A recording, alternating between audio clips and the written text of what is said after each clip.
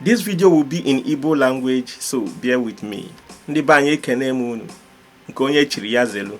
N'ife onyonyo achọrọ m ikwu maka Igbaboyi, ndị ọga na ndị ụmụ boyi. So ọ bụrụ na ị nwere nwanne gị nọ na boyi, ma ọ na ịbụ onye ọga, ma ọ na ị ga-abụ ọga echi, ife ọbụla gbasara Igbaboyi na esemokwu ọ na-ebute kịta, ya ka m ga-ekwu maka ya. Ụzọ ihe ịtọ m chọrọ ikwu bụ nke izizi, esemokwu na-apụta na ya kịta, ihe mere o ji apụta esemokwu maka ụdị akụkọ anyị na-anụ n'oge a. Ntị anyị ekwe n'unwe, ọ na-asụ wuruwuru na ntị. Ihe ịbụọ m chọrọ ikwu maka ya bụ uru ọ bara. Igbaboyi bara ezigbo uru ma n'elu ma n'ala. O nwere otu ọ bụla ị ga-esi debie, ọ bara uru. Ihe nke ịtọ m chọrọ ikwu maka ya bụ otu esi kwesị ka a na-eme ka ọ ghara ibute esemokwu. Eme ife n'usoro ọmagbuo onwe. So ụzọ ihe na-ata anụ ka m ga-ekwu maka ya. Biko nọruo na ngwụcha.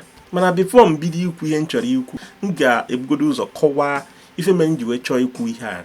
Maka ine anya n'afịa ndị Igbo na-azụ, onye ọbụla fụrụ picha ihe onyonyo a amarago na ebe ndị Igbo na-eri. Ihe eji mara anyị bụ ịzụ ahịa, ego. Ọkwa maka na amaka ọjọ, onye Igbo bakwa ha ana n'obodo, ọchụ ụzọ ọ ga-esi wee nọrọ onwe independently, na-emere onwe ihe ọ na-eme. Ife onye ahụ ọ wakpuo n'ime ọfịa, amaka obodo ahụ esi na njọ. Ife ịmara na-eme nụ, kpọta nwanne, kpọta onye nke enu, kpọta onye ọzọ, kpọta ikwu na ibe. Ifu ebe ahụ edevelopụ ozugbo. Ụtọ afịa bụ igwe mmadụ. Ịbata n'afịa ọ na-akpọtụ na-afịọ, ma eletelu ma eleteghọ, onye ọbụla na-enwere aṅụrị, onye ọbụla na-agba mbọ. Ifu nwanne gị ọbụgodo na ego adịrọ, onye ọbụla na-enwere aṅụrị. One way or the other, a ga-afụrịrị ife ele. Mana nsogbu dị n'ọbụna next generation aga adị otu ahụ. Maka ife m buru bata taa bụ maka Igbaboyi. Ine anya ifu na ọ na-eme nkwụsị. Ọ kwụsịgo. Onye ịkpara aka n'ọnụ gị kpọrọ nwa sales girl, ihe na-ewuzi kịta, ọ na-eme nkwụsị and ọ jọgburu onwe ya. Now ife mee m ji wee chọọ ịkọ akụkọ a ọ ikwu ife a na-ekwu taa bụ sọsọgodo last year sọsọ agụtara ebe 20 something akụkọ akọrọ maka nwa boy gburu ọgụ maka esemokwu dị iche iche na-ebokwasara ya na o zuru ohi, na eboro ya ebubo nke a boye nke ọzọ. So the man si aba na-abata, o wee wakpo the man gbuo ya mgburi. O nwere nke bụ n'ahịa ka ndị omekome batara. So mgbe ndị polisi jidere ha, ndị market security guide ejide, wee bụrụ na that one of the boy bụ onye savụrụ the man ha jere nke.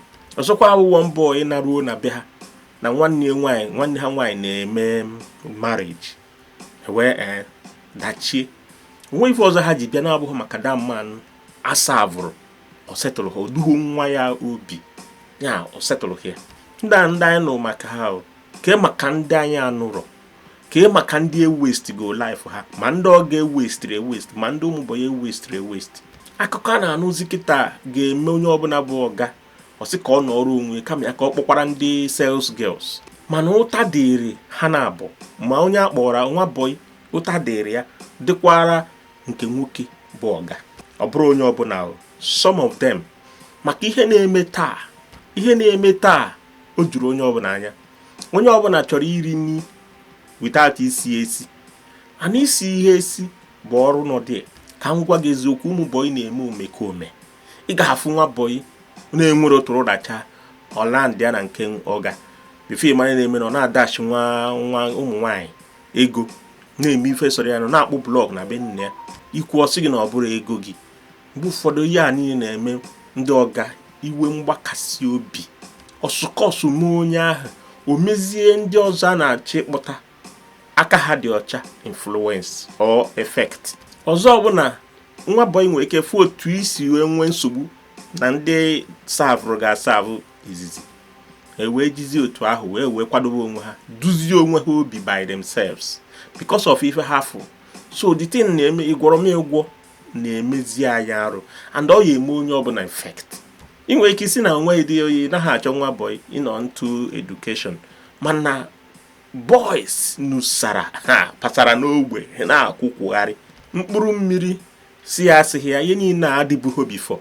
O nwere nke akpọrọ nwa boy mbọsị ya, o jee na bọg ya tụọ ada nke nwoke ime, nya tụọ ada ọgịa ime, wee tisaa ezinụlọ, jide ọga kụkọ ya na madam isi.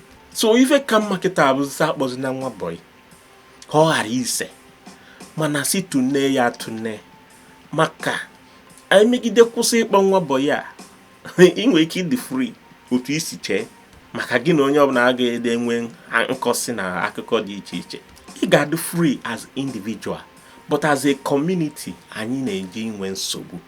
Igbo bụ aga ịbata na market, ifu ọtụtụ ndị Igbo nọ die, iburu ọgụ bata, ha sị gị no problem, bring it on, ha eme gị arụ, nomina gị. So ife a na-ekwu maka ya na mbụ na boy adịghịzi, mana nsogbu ga-adị. So gị bụ onye na-ege m ntị na, the second thing m chọrọ ikwu bụ the gain of nwa boy, uru ọ bara to nke nwoke, nya gị bụ ọga, na uru ọ bara gị bụ onye na-eje boy eje. Maka ọ bụrụ na anyị mara uru ọ bara karịa ife ọ na-emebi, anyị ga-achọ otu a ga-esi wee mie ka ọ dị mma. Uru ịkpọ nwa boy ma ọ bụ ije boy bara anyị agụta ya ọnụ, mana mma akọ ụfọdụ, hapụ ụfọdụ ka m bido ịkọ uru ọ bara from ebe ndị ọga nọ. Gị bụ ọga, i wee bido inweta ego, wee bido ịtụnata ahịa. The moment i bidoro ịtụnata ahịa, you need followers. You need ha followers. The first thing most of these people follow bụcha afọ ka mụnwa. Ya mere bụ na ha jee na village ha akpọta onye a, kpọta onye enu, akpọta 5, 3 ga-adịrịrị honest. The moment i bidoro ịtụnata afịa, ị ga-enye sọsọ ga-aya emenwuzie, ị ga-enye idiriri mmadụ. And sales girls a ga-ebunwu carton, ha ga-emenwu some hard things. Ọrụ ụmụ sales girls a na-abụkarị ide akwụkwọ, ide sales, because ebe a ka ha na-enwe nsogbu a na-ekwu maka ya.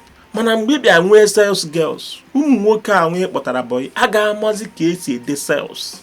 Yes, ọ dị better kama onye ese inwe sales girls, mana a ga-ama ka a ga-esi wee mie ka ụmụ sales girls ahụ na-ekwukwa ka ọ ga-esi wee kwe ndị boys ahụ nghọta, because ha makwa ka ha ga-esi wee mee kụọ gị ball, kụọ gị overhead, ma gị ma sales girls ha na-akụ away match. Nwa boy ga-anọrọ n'iru gị dị, gị bụ ọga gbaa nza ma mee ife niile, mee kụọ game niile ọ ga-akụ, still ma kapụ gị ego, kapụ ma gị ma sales girls gị ego. And nnukwu ihe dị iche dị na sales girls akpọtara a na-akwụ ya ụgwọ monthly, month ruo akwụọ ya ụgwọ, iletara afịa ileta ha afịa, ọ na-alụ onwe. And ọ bụkwa ha na ikwuo nonsense echi niile ọ chọrọ gị ebe ọzọ. In fact, ikwuo dị anything o nwekwa ha na ka o si fụ ebe ka nke gị mma, ọ hapụ na gị tụsara oke. Mana ije na village na be family dị mma kpọrọ nwa boy, gịnị ya anọrọzie ọfụna another family, ọ na-eri nri na be, a na-etreat onye ahụ ka part of that family. Ifu ebe nwa boy ya na-agba mbọ ka enwe ike leta afịa, kama ọ pụọ jee gbaa nza, ma ọ bụgodị na o were part of the money, mana ọ ga-ewenatara, ọ ga-emeki sure that the shop na-eto eto. Ị ga-afụ nwoke na-enwere ife ọtọgbọ ma nwaanyị nwere shop, o jee kpọrọ nwa boy, nke nwatakịrị ahụ anọrọ die mụọ 3 things: otu esi agba mbọ, ọmụọ discipline, ọfụ another family ọ na-afụ buru before, onwe more brighter exposure, mụọ ka esi communicate with ndị ọga ọ na-abụrụ the same blood, that's extended family, ọmụọ ka esi communicate with outsiders, mụọ ma asụsụ obodo ndị ahụ akpọjere ebe obodo ahụ ọ nọ na ya. Ịfụ shop a na-eto, ọnọkọta shop dị ka asị na agbara ọsọ afịa dị, ka asị na onwe dị anything a na-eme dị, ọnọkọta nnọọ otiwapụ. Before mara na-eme nke nwoke ahụ na-emepe branches, o mepee ebe a, o mepee ebe ọzọ, jee another place mepee. A na-agụ ya na o nwere 5 shops, na o nwere 7 shops, 10 shops. Nke na-anaghị eme ọfụma, nke a na-eme ọfụma, nwata boy nke anaghị eme ọfụma, ọzọ a na-eme ọfụma. Most of the times you lose nothing. You will just establish one place. Before mara na-eme na ịdọkọrọ ego ahụ iji mee ebe ahụ establish, mepekwa ebe ọzọ, nwatakịrị ahụ a na-agba mbọ. Ifu ebe som ụmụ boy na-anụrụ ọga ha ọgụ, ọ dịka ya sị na onye ahụ papa ya ma ọ mama ya.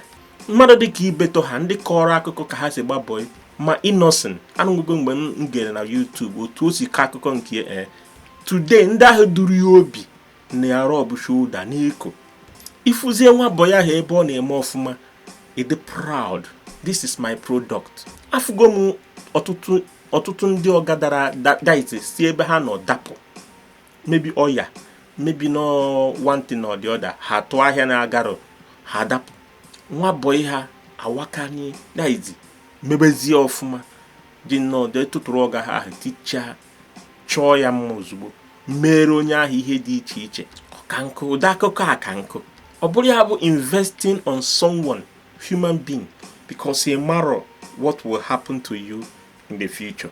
Obviously you will get old and ị ga na-agbagharịzi otu isi agbagharị bụ before. Ọtụtụ n'ime ndị a nweburu ego before kete ije ebe ha ọ dị ka mkpọmkpọ ebe because na mgbe ahụ ha na-eme ọfụma ọ dị ọzọ ka kịta ha edusie n'ụmụ ụbọyị ha sọsọ ha kpọta nwa ozi onye ọzọ sọsọ ha enwezie sọsọ one shop ha n'ime one shop ahụ ha enwe one sales girls before anyị na-emenụ anụrụ the sales girls ọ gị asị ya jewa n'ebe ahụ before anyị na-eme sọsọ ga na-agba mbọ andị kanatago ahụ ka ehi ma anyị na-eme before ịpụta n'ahịa ofu shop enwere ike ifu ọga onwe 4 shops ofu mmadụ 4-5 anọ n'ime and ha ga-azụtarịrị ya ga-eri. O nwere nke nwa mfụ asị na-eji 1 million wee bidoro ya afịa between 2 years ọ zụtago 14 million. Ọ gaghị esi na ya na-arụ ụlọ si na ya go moto mepekwa another shop kpọrọkwa ụmụ ụbọyị wunye die a na-azụpụta asịzie na nke ahụ zuru ọkwa onye zụpụtara 14 million na o zuru 2 million. Ọ sị na igwe ga-agbawa mbọ ọga ha akpọrọ the boy kpọchie the film anyị na-eme shop niile ahụ emepesi ada bịa nyaịzi binyụọ. Anaghị m asị na ọ dị mma na o zuru 2 million mana ọ zụtakwara 14 million out of 1 million eji bidoro ya afịa na-eme so many things. Ọ bụghị nke eji wee rụọ ụlọ, ọ bụghị nke eji go moto, ọ bụghị nke eji wee mepe other shops. And the funny part of it, or one of the most beautiful part of it, bụ na ebidokwa ha na shop onye ahụ azụ onye ọzọ, onye ọzọ azụ onye ọzọ. Ụfọdụ n'ime ha sef ị na-anọdụ dị si na meeting nke a gaa another one. Ụfọdụ na village, ụfọdụ ndị important nọ n'ime ha a na-efegharị from country to country just na-atụnata ahịa ụmụ boy a na-ele afịa gbanyụọ. Ụfọdụ sizie na ije rent ndị sales boys, sales girls. My dear, apprentice is not the same like serving a servant.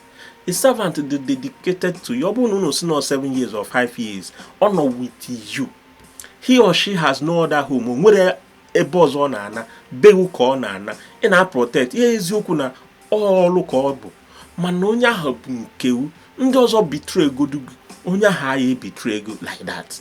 O nwere one boy nwa ndị ohi wee bata na be ha nya a na-asị ka onye bụ ọga because na o nwere ahụ ọ sị na onye nwa bụ ọga. Why? Because ọ chọọ ka ha gbagbuo ọga. Ndị ohi akụga this boy ha ncha nọ na the same house, ha ncha na-alahụ na the same flat mana sales boys agha anabewu ọ nọsịa ọ naba onwe ka o si dị ya ada amụ ebe o si pụta no sales boys ka ọ bụ ọ fụkwa ha n'ụzọ ọ ga-esi wee megha nyụga anya ọ nyụọga anya mana ọ bụrụ nwa boy you can trace that child to their family. Onwe ka ọ ga-esi dị sef ndị be ha sef akpọ ya tie ya warning. Gain dị na ịkpọ nwa boy for the ogas ọ karịrị akarị kịta market square nya a na ha ebinyu ịpụta before ifu ụmụ boy ndị anyị ejenwu school ha eju n'ahịa kịta zi ya afụ nwa boy nwatakịrị young boy magburu onwe ọ nọ na village buru phone na-apị na-achọ yahoo ejuzie na social media. No realistic livelihood. So gị nwa bụ ọgọgodu na ị na-eme ọfụma with the sales boys and sales girls ga ịgbazie mgbanata na village ka ị bịa nọ nwe ezumike ha wakpo settle us because ha ejuzie na village onwe ife ha na-eme onwe no discipline, no realistic mindset about future.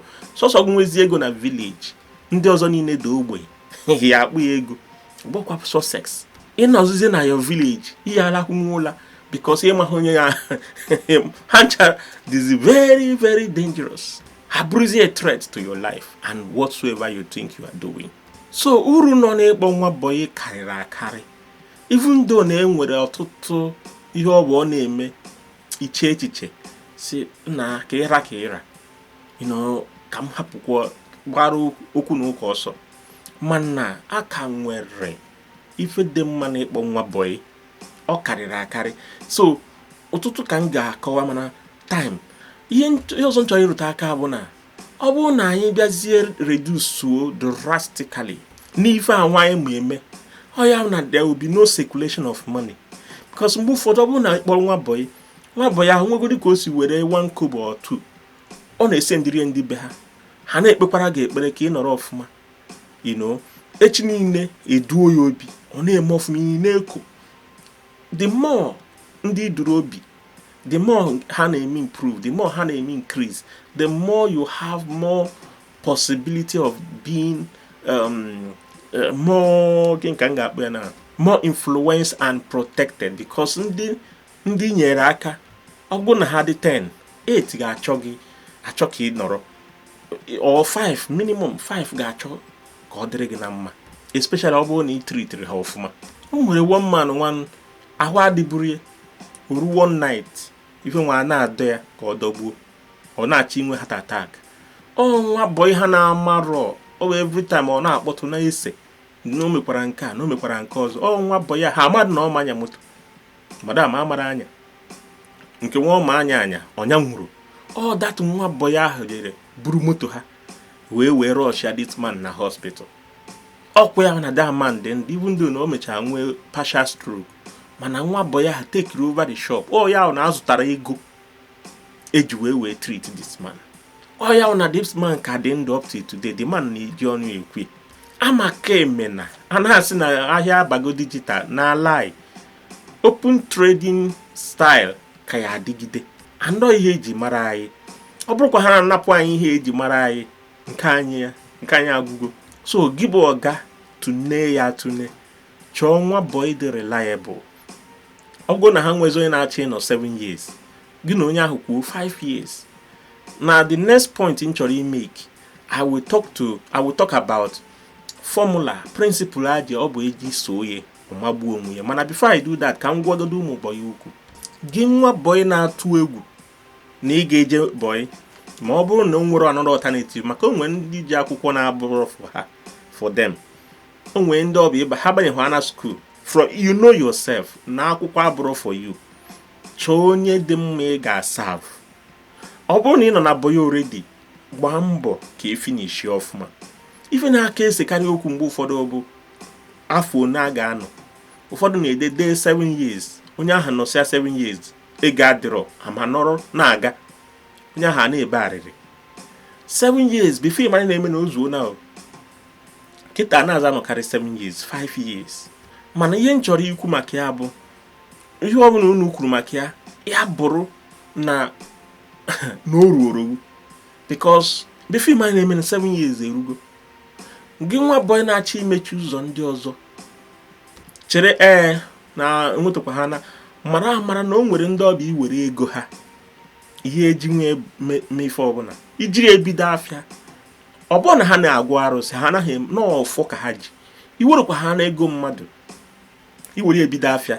Ịda ịkpọta nwa boy nke ha ezukpọ ya nomina gị because izuru ego ọga gị. Ifu nwata Igbo na-agbara boy o jere akwụkwọ jọsụpụta gbawara onwe mbọ, ha na-adị arrogant. Before ịma na-eme discipline anaghị adị, that is onweghị ebe discipline nọ nso n'ebe onye anọ ya. Ha na-enwe discipline, and ọ bụrụ na ịdịghọ disciplined, future gị dị very at stake. Ị ga-ama ka esi control ego. Ụzọ ihe na-ata na-amụ na boy ụfọdụ bookkeeping, anyị na-amụ ya from childhood. Ọ dịrị anyị easy nya, ị need mmadụ ịkọrọ ka esi ede yourselves. Ị na-amụ ahịa, ị na-amụ ọrụ aka, ị nidiri nọ under somebody na-abụrụ papa gị na mama gị. Maka anyị bụ ndị Igbo na-enwe ego, and ịgba boy na-eme ebinyelata ego anyị na-enwe. Inwe ike idebe onwe gị nwayọọ, mara ka esi erube isi, mara ka ị ga-esi control onwe gị ma ọ bụ na ito n'ọrụ onwe gị. Ifụkwa ha na onye agbagha boy arrogant anyị na mmụọ nwa so eziokwu ka m na-ekwu. Arrogant anyị na-abịa, ọ na-enu ọhịa, that is ọ na-afụ ọkụ. and onye na-eme nke ọ na-eme ignorantly ọ ya mere ọ ga-eji magbuo onwe biko isi nwere ike si na nsogbu adịghị ịmụ onwe gị iche na ị ga-esi bido ahịa without capital and before mara na-eme that 7 years or 5 years a na-ekwu ezuo and then ọ bụrụ ya na ị nwetago one thing ibiudugo onwe gị n'ahịa ịma azụ ịdịgo passionate about that particular line ị nọrọ ịsavụ. Number 2, ha jizigo ụgwọ n'ike nke Chukwu. Ndị eduha obi a na-akwa na donsho ma ha eruru 20%. Ọ bụrụ na eduhoro obi ịmụgo ahịa ahụ and ị nọrọ be ha ị naghị akwụ ụgwọ ụlọ ibi ebe ahụ ị na-eri ndị so sọsọ ife ejigo ụgwọ ya bụ service irenda. Marakwa amara na ụfọdụ na-eji kwụ ụgwọ ka amụọ ahịa mana nke gị kwụrụ ụgwọ ka ị nwee ike mụọ ahịa ibi wite ọga gị na-eme ihe niile na that house ha were gị dịka nwa ha ị na-eri nri n'ụlọ ahụ ịmụọ amụgosi gị ahịa ahụ iwe ọchịa ndị gbara bọị ha na-ama anya ahịa karịa ndị je mụọ amụọ because ọga onye ahụ na-abịa handụlụọ ya dịka nwa ya ka onye nke. So the advantage nọ n'ịgba bọị for some of us ndị si from poor family na-enwero capital enyere bọị so na the good mana the fear a na-enwe bụ kedu ka a ga-esi wee mie egwu na-atụ ndị ụmụ boys ma ọ bụ ndị na-achọ ịgba bọị bụ emechaa aka akụkọ because onye ahụ bụ ọga nweriri secret o ji eme ọfụma and ọwụ na ọ kpọrọ ọ bụgodu na ahịa ị ga-ebido nwere onwe gị mana mgbe ahụ ịnụ dị 2 o nweriri ihe ị ga-amụta and before mara na-emenu gị na ya na-abụkpu aka na-azụpụta capital.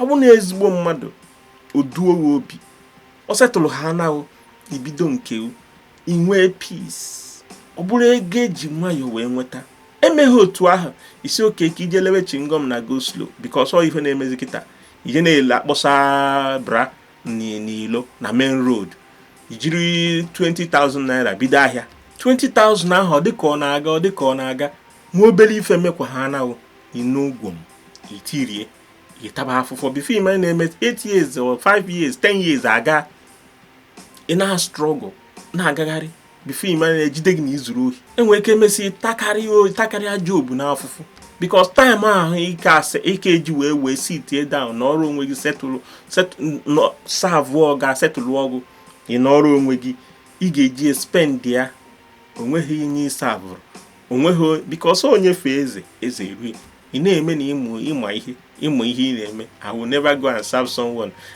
serve si onye ahụ 7 years onye m ego granọt ịmụrụ ahịa. So ihe na-enye nsogbu na ụfọdụ na-eje serve onye ha na-amarọ serve onye na-afụ denja igeti isi n'ime anyị onye ma nji wee chọọ nke ihe a chọrọ ikwu kịta bụ the number 3 otu a ga-esi mie ụtọ atọ otu a ga-esi wee mie udo onye ọbụla anya egwu aga-adị gị ọ ga na-atụ egwu nwa bụ ya atụ egwu. The first thing mma na-emewe bụ ide agreement kịta abụzi mgbe a na-abịa jos ekwuo n'ọnụ onye ọbụla ejebe no ede ya ọfụma sign nụọ and ide ya ọfụma ahụ bụ ọ contain know that na nke nwatakịrị mekwe nke dị otu a mee otu ọzọ na o bridge go agreement ya a na-abịa mee ya mgbe ụfọdụ ụmụnne na nwanne ọkpọrọ nwa boy gaa iru ajọsụ kwuo n'ọnụ mana kịta enidri ide ya ọ dị very very concrete ihe na-akpọrọ nwa m nekwafuo n'ọya anọ onwekwa ife mee nwa m mụ na ọ na-abụ gị na gọọmenti gị na Chineke ekwuo ya ọfụma ka ọ ghara ịdịzi ka ọ na ị na-abịa inyere ha aka no kịta abụzi aka nni kwa aka ekpe akwa aka nni ịkpọrọ nwa boy bụ to your own advantage and also advantage of onye a na-akpọrọ too no vice versa. Then secondly gị bụ ọga onwe ka nwa si wee misbehave be ịgwa ndị be ha n'oge so ịgwa ha n'oge onye ọbụla atụ aka dụọ ya ọdụ ịgwa ya nke ị na-eri na nke ị naghị eri ọ mara n'oge ọnwụnwa dị iche iche ga-eme ka o mehie emechie ya because o nwere ndị bụ ndị madam na-abụ ụmụ bọyị ọnwụnwa nwee nke bụ ịhapụ ị naghị echeki ego ọfụma ya ị na-eme ihe niile ba akwụmi ọfụ ohere na-ezuru ego before ịmara ozu kata 1 naira ozue 2 naira oto bi ya amatazi ọ dịgo too late. Ịkpọtuo ya na ị na-agwa ya okwu kwa mgbe ọ bụghị nke itinye gba kama ị na-agwa okwu ka nwa gị, treatie ya ọfụma, itreatikwa ha anya ọfụma, nye hope, ọ savụọ gị ọfụma. Ọtụtụ ihe ka a ga-ekwu mana gị nwa bọyị marakwa na onye fee eze eru ya, ka onye si aṅụ nkwa ka ụkwa si aṅụ ya. Ọ bụrụ na ije ọ gaghị na-emeso gị ọfụma, maybe because no nwere enough money, one way or the other, whatsoever happen, respect yourself, debe onwe gị, maka onwero mee ghara irip ihe ọma isoro there, because they will always remember you. O nwere akụkọ nụrụ mbọsị a, after ka nwa boy serve si, before na serve chọga ọga ayaba ahụ daa ogbenye, edozi nwa boy unu asa esetụlụ hozie, mana nwa ọga anwụ nwere scholarship o winiri wee na Canada.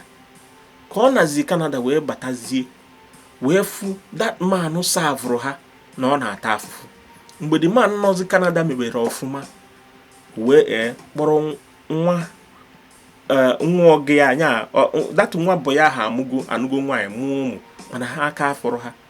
Otu a ka o si kpọrọ nwa the man, nye the man ezigbo ego, the man na-emezi ọfụma. So blessing ka maka ha abụrụgo family friend. That guy nọ Canada enwere onye ọzọ ma na-abụrụ that brother. Onye nwa bụ the only brother of tụrụ, because ọ dị ka ọsọsọ 2 children ka ha mụ. Mana isiokwu m bụ na ị ga-erip ihe ọma i mere na that family one way or the other. Iwuriri ị ga-erip, iripụ ihe ụmụ gị eripụ ya. Ọ bụ na ị misbehave, ị na-ablọk ụzọ onye ọzọ, onye nke nọ n'ife menu, onye nke nọ n'ife menu, ha ya ekwesịkpọ nwa boy, and ọ bụrụ ọ na-ya hot ndị Igbo ana anyị bụ ana ndị Igbo. Ama m na eme ihe m na-ekwu maka ya. So maka time anyị ka m kwụsị ebe a, maka nka ya eme another video maka ihe a. Don't forget like na share. Ọ ga-enyere my channel aka ka ndị YouTube nwee ike na efesa ife onyonyo nke m anụwa. Chukwu gọzie gị, soro gbasa ozi ka ihe ịgbabọ ya anụwa ghara ibe na ọgbọ nke anyị, kama ka ọ dịrị gaba, kama ka emezie ka onye ọbụla mara na ihe na-eso okwu, ewepụ ihe ahụ na-eso okwu, ọ nọrọkwazie mma, ọ ga-amagbu onwe ya, and ka Chineke mezie okwu.